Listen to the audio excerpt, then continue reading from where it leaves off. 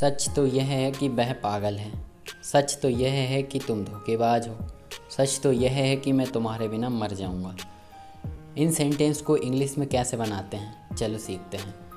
As a matter of fact plus sentence, ठीक है। इसी से अपन इंग्लिश ट्रांसलेट करते हैं। सबसे पहले देखो एग्जांपल। सच तो यह है कि मैं कल स्कूल नहीं आऊँगा। As a matter of fact सबसे पहले आ जाएगा, फिर sentence I will not come to school tomorrow, ठीक है। As a matter of fact I will not come to school tomorrow. सच तो यह है कि वह पागल है। As a matter of fact he is mad. As a matter of fact he is mad. सच तो यह है कि तुम धोखेबाज हो। As a matter of fact you are cheater. As a matter of fact you are cheater. सच तो यह है कि मैं तुम्हारे बिना मर जाऊंगा। As a matter of fact I will die without you.